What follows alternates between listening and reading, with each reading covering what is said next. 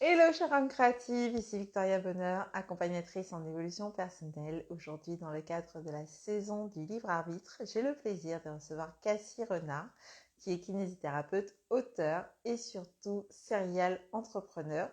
Donc, le temps qu'elle nous rejoigne en vidéo, n'hésite pas à poser tes questions et à en parler autour de toi si jamais tu penses que ça peut être utile, si jamais surtout tu nous vois en replay. Hello Cassie, on y est arrivé, c'est génial. Ah, j'ai cru Ça que ça va? devait être rapide. Ah ouais, ça va être ça. Ça va, ça va. Alors, Cassie, ben, je vais te laisser la parole pour que tu puisses te présenter, nous expliquer un petit peu ce que tu fais, qui tu es, tout ça. Et puis après, on va parler de ta vision du livre arbitre. Bah écoute Vicky, présentation, moment toujours difficile parce que j'ai tellement de casquettes que c'est un peu compliqué. On va dire que dans la vie officiellement, je suis kiné. Et puis après, je suis autrice comme tu l'as dit. Donc j'ai sorti mon premier livre en mai. Sinon, je donne des cours, je fais des formations. Après, bon voilà, je suis maman, donc multicasquette et plein d'activités à côté du boulot officiel. Justement. Alors, quelle est ta vision du livre arbitre, Cassie? Bah écoute, ma vision du libre arbitre, c'est s'autoriser à avoir le choix. C'est ça, parce que je pense qu'on a toujours le choix, même quand on décide de pas choisir, bah on a le choix. Et du coup, c'est ça, c'est s'autoriser à savoir ce qui est juste pour nous. Super. Alors, est-ce que tu peux nous parler plus en détail de ce que tu fais, justement, pour que on puisse avoir une meilleure vision de qui tu es, de ce que tu fais et de comment est-ce que ce que tu fais peut nous aider, nous, à être davantage dans le libre arbitre. Bah écoute, mon métier, c'est vraiment apprendre aux gens à connaître leur corps, donc apprendre à écouter leur corps, à savoir quand ça va pas, qu'est-ce qu'il faut faire. Donc du coup, c'est vrai que apprendre à s'écouter, c'est toujours important pour pouvoir prendre des décisions et pour justement pouvoir faire jouer son libre arbitre. Parce que souvent, on va avoir tendance à faire selon ce qui nous a été appris, qu'on a reçu, les principes qu'on a reçus, les choix. Et on se sent frustré en fait dans les choix qu'on a fait parce qu'on s'est pas écouté. Et du coup, je pense que tu en as fait l'expérience. Hein, souvent, quand on s'écoute pas, ben le corps il va parler et il va commencer à dire, bah non, tu t'es pas écouté, donc je décide de te faire mal, n'est-ce pas? Puisque la maladie, donc le maladie, et C'est ça. jusqu'à ce que tu comprennes. Et à chaque fois que tu n'écoutes pas ton corps et justement tu ne t'écoutes pas, eh ben il va faire le message un peu plus fort, un peu plus fort, un peu plus fort, jusqu'à ce que ça percute. Donc les gens qui ont la tête dure, comme certains, il y va vraiment très fort. Oui, hélas. Et puis, Voilà. hyper patience au bout d'un moment parce que le corps aussi a ses limites. Donc, du coup, en général, quand il a eu le temps d'arriver au point de rupture une fois, la fois d'après, il envoie des messages plus forts plus tôt. Exactement. Donc en fait, mon métier un peu, ça consiste à faire prendre conscience aux gens de leur corps, du message que le corps essaie d'envoyer, et en fait de leur expliquer que finalement, même s'ils sont pas médecins ou même s'ils sont pas ingénieurs ou même si peu importe en fait ce qu'on fait, on est toujours capable de s'écouter et on est toujours le mieux placé pour s'écouter. Parce que bah du coup, à part avoir une boule de cristal et pouvoir essayer de savoir ce qui se passe dans le corps de l'autre, c'est un peu compliqué. Donc c'est vraiment un apprentissage que je fais avec les patients et avec ceux qui viennent me voir pour leur apprendre que par exemple, la douleur c'est pas un ennemi. La douleur c'est un signal d'alerte. C'est comme quand tu es dans ta voiture et puis que tu as un voyant orange qui s'allume, tu vois. Tu as le choix. Ouais, Soit t'écoutes pas le voyant orange et puis un jour il passe au rouge et c'est la galère. Voilà. Soit tu te dis, bon, bah, je vais l'emmener en révision. Bah, c'est pareil. Ton corps, dès qu'il te dit, là, ça tire un peu, là, ça fait mal, c'est pas normal, bah, t'as le choix de l'écouter ou de pas l'écouter. À toi de voir quelles conséquences tu préfères assumer. Est-ce que c'est le petit bobo avec le petit désinfectant ou bien est-ce que c'est passer par l'hôpital, tu vois? C'est un choix, pareil. oui, et je rappelle que quand on passe par la case hôpital, on ne touche pas à 20 000 euros et il faut tout reprendre bien souvent du départ, donc on part encore plus loin que là où on était. Exactement. C'est beaucoup plus dur en fait de tout réapprendre plutôt que d'apprendre dès le départ les bons gestes. Par exemple, si on a un travail, on va prendre des charges, etc. C'est beaucoup plus intéressant dès le début d'apprendre la manutention plutôt que 10 ans après d'avoir des problèmes de dos avec des soucis de nerfs qui sont coincés, des douleurs qui vous réveillent la nuit, etc. Donc, dans l'idée, c'est d'essayer vraiment de faire de la prévention. Donc, d'apprendre à se connaître pour justement ne pas faire des erreurs qu'on aurait pu éviter. Et pour moi, le libre arbitre, c'est la même chose, c'est-à-dire que on se donne l'opportunité de se dire oui à soi. Effectivement, quand on se dit oui à soi, on risque de dire non à l'autre. Mais le problème, c'est que du lever au coucher, c'est avec soi qu'on est. Donc, vaut mieux se dire oui à soi plutôt que de dire oui aux autres et d'être dans un non envers soi-même qui est frustrant et déroutant. Oui, surtout que le oui à soi-même n'empêche pas toujours de dire oui aux autres. Exactement. Et après, je pense que souvent, on a peur en fait de perdre des amitiés ou de perdre des relations ou de perdre des liens. Je le conçois et c'est normal. Le problème, c'est de se demander, mais si je suis dans un lien qui, lorsque je m'exprime dans ma vérité, je le perds, est-ce que c'était vraiment un lien qui me servait et qui était utile pour moi et pour mon bien-être? Donc, le plus important, est-ce que c'est d'avoir beaucoup de liens ou d'en avoir très peu qui sont très riches et qui permettent voilà d'être épanoui dans sa vie. Et qui sont sains surtout, parce que si on n'est pas capable d'entendre le non de l'autre, eh bien, il y a aussi quelque chose enfin, on À a aussi un travailler. travail à faire de notre côté pour être capable, ok, je fais une demande, mais la demande, elle peut être accueillie en mode, oui, j'ai entendu ta demande, mais je vais pas y accéder parce que je suis pas dans les bonnes dispositions, je suis pas apte à le faire maintenant. Ça ne veut pas dire que je ne le serai jamais, mais là tout de suite, c'est non. Et ou alors, ça peut être un, ok, j'ai entendu ta demande, je suis capable de le faire et j'ai envie de le faire et je vais le faire. Donc, Tout à fait. Mais du coup, là, la question, c'est est-ce qu'on voit le libre arbitre uniquement pour nous ou pour l'autre également? Parce que c'est bien de parler de son propre libre arbitre, mais si j'accepte pas le refus de l'autre, du coup, je ne laisse pas non plus exercer son libre arbitre. Donc, c'est très intéressant justement de se positionner pas que de son côté de la relation et de regarder est-ce que j'autorise aussi l'autre à me répondre selon ses valeurs et ce qu'il a envie, quoi. exactement. Alors là, pour le moment, tu nous as parlé de la casquette kiné, mais je sais que tu n'as pas que cette casquette-là, puisque tu nous prépares plein de choses dont on va parler par la suite. Mais justement, est-ce que tu peux nous parler de quelques-unes de tes autres casquettes, notamment la casquette d'autrice euh, à travers l'écriture, etc. Voilà, je te laisse. Oui, avec plaisir. Écoute, j'ai mené un gros projet sur 2 ans. J'écris voilà mon premier livre qui s'intitule 36 jours après le déluge, qui est sorti en mai de l'année dernière. Donc là, bientôt d'ailleurs, il sortira en format numérique. Voilà, avis aux amateurs, puisqu'avec les DOM et tout et les frais de livraison, des fois c'est un peu compliqué. Et donc là, j'ai eu la chance de pouvoir l'avoir en format numérique. Ne t'inquiète pas, tu auras le partage, vous aurez tous le partage, il n'y a pas de problème. Une fois que ce sera fait. Et donc voilà, c'était vraiment l'idée de parler des femmes, des difficultés qu'elles peuvent rencontrer face aux épreuves, face à la société. Quand on se retrouve, par exemple, maman solo, avec le travail à gérer et autres.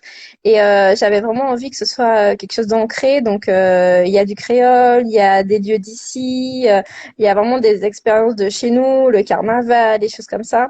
Et c'est vrai que j'avais aussi envie que ce soit un peu discussion entre copines, tu vois. Donc voilà, on est là et puis on se raconte un peu nos vies, nos difficultés, comme en fait ce qu'on peut vivre dans la vraie vie. Et Ouais. du coup, 36 jours, c'était vraiment la volonté de se rendre compte que 36 jours, c'est un peu plus d'1 mois. C'est pas long. Et finalement, un peu plus d'un mois, on peut traverser les pires épreuves et s'en remettre. Donc clairement, quand on a une difficulté, voilà, faut pas se laisser abattre.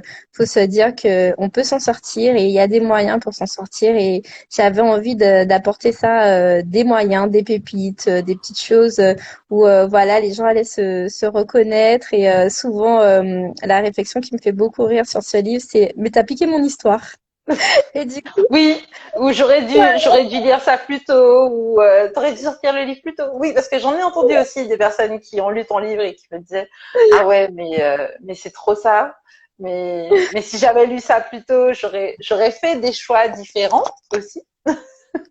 oui, voilà. Ah, quand le tome 2, j'ai dit, attendez, laissez-moi profiter du premier bébé, on va voir. Donc C'est oui, ça. mais je suis hyper contente parce que les retours sont ultra positifs et mais c'est surtout que ça a vraiment l'impact que je voulais, c'est que voilà, les gens ils se sentent entendus, reconnus, ils aiment la façon dont les choses sont écrites, que la lecture soit simple, agréable, voilà, qu'on ait envie ben de prendre une petite partie avant le café, une petite partie quand on revient le midi, le soir on a du mal à lâcher le livre. Et puis, il y avait aussi cette volonté que les chapitres soient assez courts, comme ça, parce que souvent, des fois, on a 15-20 pages dans un chapitre, on se dit, ouais, mais où est-ce que je m'arrête? Non, là, j'avais vraiment cette volonté que les gens aient pu s'arrêter n'importe quand, reprendre, revenir, et puis, petite touche originale, quelques préludes, interludes, pardon, poétiques. Donc, ça a fait aussi un peu de changement et de coupure, et j'ai même les curieux, en fait, qui ont d'abord lu tous les poèmes dans le livre avant de Et lire ensuite, ils ont l'histoire. lu ça. Voilà, exact. Mais oui, mais oui, mais oui. En plus, moi, ce que j'aime dans cette histoire-là, alors, je sais que tu es en train d'écrire d'autres choses et que tu nous prépares d'autres projets aussi en relation avec la féminité et le rôle de maman, qui n'est pas le seul rôle qu'on a tendance à endosser à jouer dans sa vie, puisque bah, quand on est maman, on est femme et on peut avoir d'autres casquettes, tout comme toi. Et oui, donc ce que j'aime dans cette histoire, c'est qu'effectivement, à chaque fois, la protagoniste, elle a fait des choix qui ont occasionné parfois des circonstances un peu difficiles à vivre, mais au lieu de se dire ah ouais, j'aurais pas dû faire ce choix-là, en fait, elle va simplement faire un nouveau choix là tout de suite maintenant pour changer la situation. Et ça, j'adore ça parce que c'est vraiment ça en fait. Ça sert à rien de pleurer sur le lèvre renversé. Maintenant qu'il est par terre, bah, décide, soit tu le laisses cailler et puis ça sera encore plus difficile à nettoyer après, soit tu le nettoies maintenant en fait et tu fais autre chose ensuite. Exact. Et c'est vrai que je dis ça souvent. Arrêtez d'essayer de vous juger. On va dire aujourd'hui, avec l'expérience que vous avez aujourd'hui, sur quand vous aviez 5 ans ou 10 ans de moins, parce que vous n'aviez pas les informations et la maturité et l'expérience que vous avez aujourd'hui. Donc, à chaque fois, on fait des choix et on pose des actions et on fait jouer son libre arbitre avec les informations qu'on a à l'instant T. Et on a fait de son mieux à l'instant T. Après, seuls les imbéciles ne changent pas d'avis, donc à la limite, c'est pas grave. Même si on a fait un choix et que on n'est pas d'accord avec la conséquence que ça a engendré, bah on pose une autre action, comme tu as dit. On essaye de, voilà, bah j'ai fait tomber le lait. Peut-être que heureusement le verre n'est pas cassé, donc j'ai pas racheté des verres. Et au pire, si la verre était cassé, ben c'est pas grave, j'aurais pu racheter un nouveau service qui me plaît plus, j'en sais rien. Mais voilà, on a toujours la possibilité de poser des nouvelles actions, de changer les choses, d'aller de l'avant. Et surtout, je pense que c'est peut-être le mot erreur qui est mal exprimé. On pourrait parler d'expérience en fait. Simplement, on fait Tout des à fait. expériences et c'est ces expériences-là qui vont nous enrichir pour le futur et qui vont peut-être faire que demain, on sera des personnes beaucoup plus sages, beaucoup plus aguerries et peut-être plus patientes, avec de meilleurs conseils et que justement, ce libre arbitre, hein, on pourra l'user de façon beaucoup plus judicieuse, beaucoup plus intéressante et sans blesser autrui, quoi. Et c'est ça qui est intéressant. Oui, et puis sans se blesser soi-même non plus aussi. Exact. Charité bien ordonnée commence par soi-même, donc faudrait pas s'oublier. C'est vrai qu'on a cette volonté, on veut faire plaisir, on veut aider, mais comment on peut être bonne conseillère en fait pour les autres si nous-mêmes on est bancal ou bien si nous-mêmes on a des difficultés dans notre vie. Il faut d'abord commencer par faire le ménage hein, devant sa propre porte, commencer voilà à se remettre en question, à faire des choix qui nous semblent justes pour nous-mêmes. Et après, ben, une fois qu'on a bien assumé nos choix, qu'on est assis sur nos positions, on peut dire bon ben ouais, j'ai testé ça, ça n'a pas trop marché, je te conseillerais plus ça, voilà. Mais prendre le temps en fait de s'occuper de soi, je pense que c'est la première. Alors, je sais pas ce qui s'est passé, j'ai pas entendu la fin de ta phrase. Je disais que le plus important, c'est de prendre le temps de s'occuper de soi d'abord, pour pouvoir justement après avoir le temps pour les autres. On a l'impression que c'est de l'égoïsme, mais pas du tout en fait. C'est simplement que si on est libéré en fait de nos contraintes et de nos difficultés, on est beaucoup plus à l'écoute et beaucoup plus ouvert en fait pour pouvoir accueillir les autres et leurs problématiques. Et on sera de meilleurs conseils. Je vais donner un exemple tout bête. Si par exemple on a fait une nuit blanche, c'est clair que le lendemain, on sera pas frais pour aider une copine à préparer son anniversaire ou pour aider une copine qui a un gros poil ou toutes sortes de choses. Par contre, si j'ai bien fait mes 8 heures de sommeil, que je me suis réveillée, j'ai pris le temps de prendre mon café, ma douche, ma copine, elle appelle dans les 30 minutes, j'ai débarqué chez elle, je suis opérationnelle et puis je suis là, je suis à son écoute, j'ai l'énergie en fait pour elle. Et donc en fait, c'est ça l'idée, c'est de se dire, si je prends le temps, moi, d'être ressourcée, d'être bien dans mes baskets, lorsque je viens, en fait, avec les autres et que j'aide les autres, je suis vraiment disponible, en fait, pour eux et ce que je leur apporte sera de meilleure qualité que quand, bah, je fais ça à contre-cœur ou que c'est quand je suis fatiguée ou que c'est quand ça va pas, quoi. C'est ça l'idée. Exactement. Tout à fait. Alors, qu'est-ce qui t'a donné envie d'écrire? Parce que c'est aussi, bon, moi je sais un peu qu'est-ce qui peut me donner envie d'écrire moi, mais toi, qu'est-ce qui t'a donné envie d'écrire? Gros dossier. Écoute, ce qui m'a donné envie d'écrire, c'est que je pense que tout ce qui ne s'exprime pas s'imprime.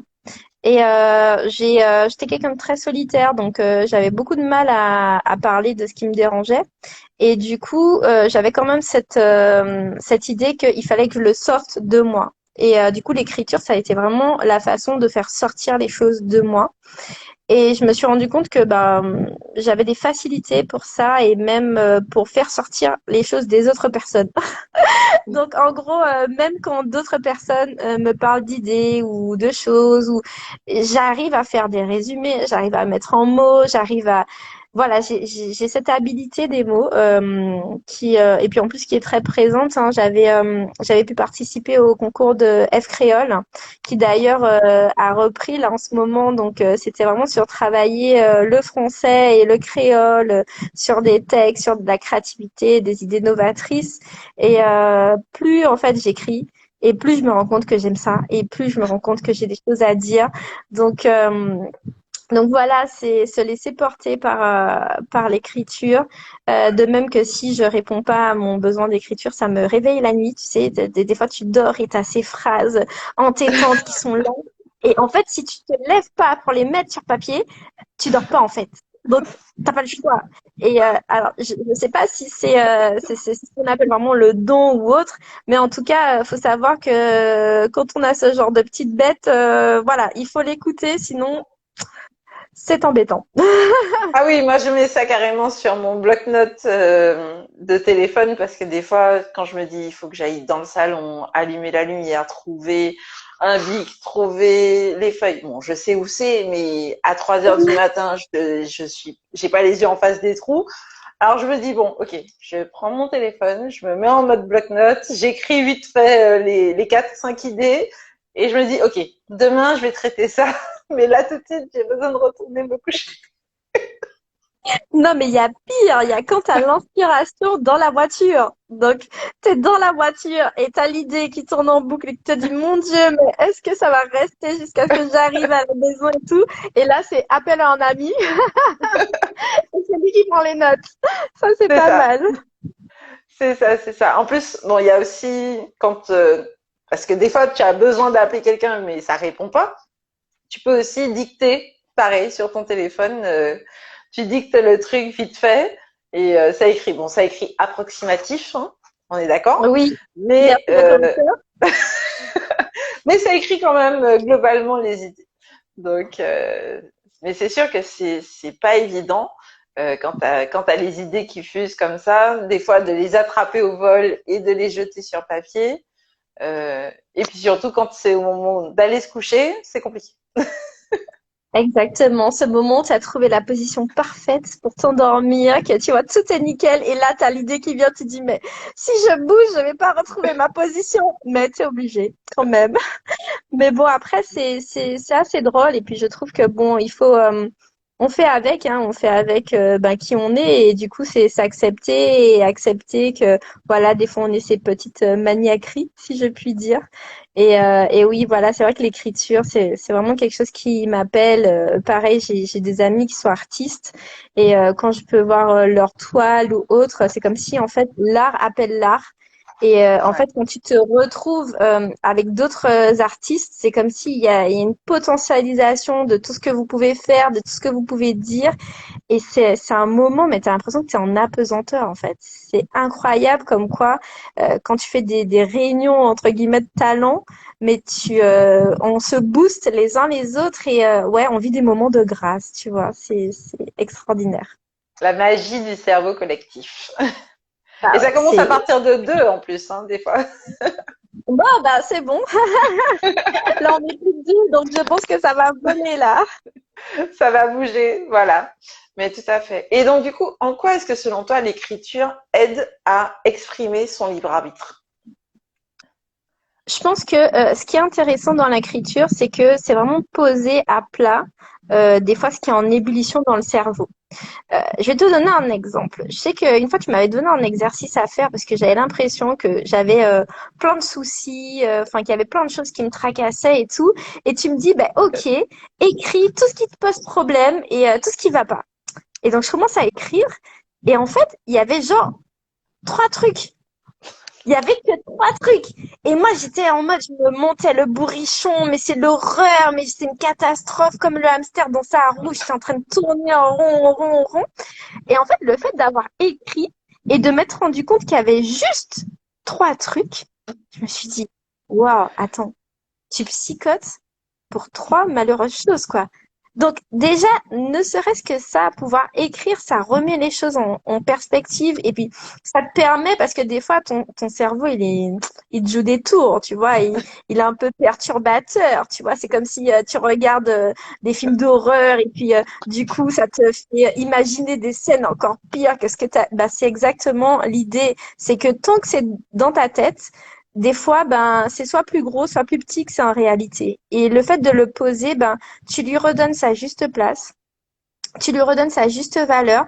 Et parfois, ça te permet aussi de faire le tri entre ce qui est vraiment important, ce qui est vraiment difficile, ou bien ce qui est juste de l'ordre de l'idée qui t'a perturbé et qui est passagère. Donc, c'est vrai que l'écriture, c'est bien pour ça. Et ça te permet aussi de pouvoir t'auto-évaluer. C'est une espèce d'auto-évaluation. Bon, ben, je ressens de la colère. Ok, mais cette colère, elle est due à quoi? Et ah, ben, finalement, c'est pas contre l'autre que je suis en colère, c'est contre moi-même parce que ben, je me suis pas écoutée, etc., etc. Et du coup, ça permet des fois d'harmoniser des situations où, en fait, tu avais l'impression que c'était un conflit nucléaire, mais pas du tout. Tu t'es juste monté la tête toute seule. Et du coup, voilà, c'est ce que j'aime bien. Et il y a aussi le fait que ben quand tu écris, tu peux faire des belles métaphores, tu peux trouver des beaux exemples, tu peux aller exprimer, créer des mots, aller dans des sphères auxquelles t'as pas forcément accès, ben juste par la parole ou juste par la pensée. Donc, et puis ça fait travailler aussi d'autres zones de ton cerveau. Donc, réussir à faire le lien entre ben ce que tu penses, ce que tu écris, ce que tu imagines, c'est quelque chose de beau, quoi. Que tu penses aussi. Et puis, Oui, personnellement, l'écriture, ça m'aide aussi à aller au bout de ma pensée parce que des fois, je pense à un truc et puis si jamais je l'écris, là, je me positionne là en tant qu'observatrice et là, je me dis, attends, là, je suis pas allée au bout de la pensée, donc il faudrait que je complète. et pour que ça soit plus clair, je vais reformuler et je vais aller vraiment dans le, alors j'ai envie de dire dans le non-non, mais en français c'est au Dans cœur le du, fond des choses. voilà, au fond des choses.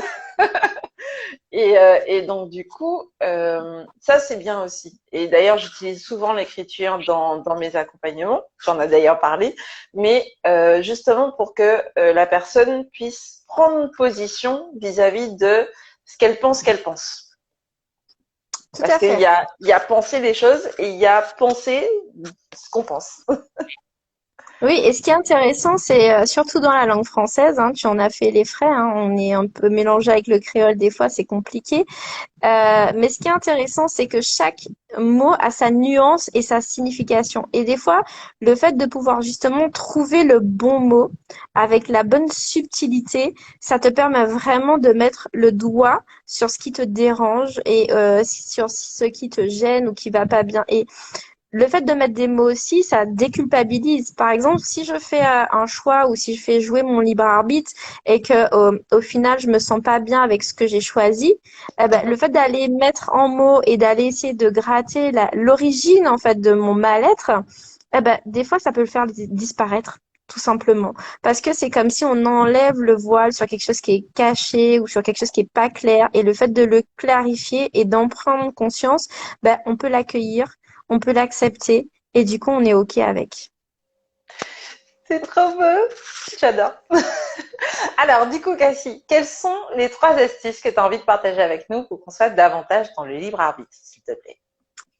Alors, les 3 astuces. Je pense que la première astuce, c'est avant de prendre une décision, peut-être soit la dire à haute voix, soit l'énoncer et essayer de voir qu'est-ce que ça vous fait dans votre corps.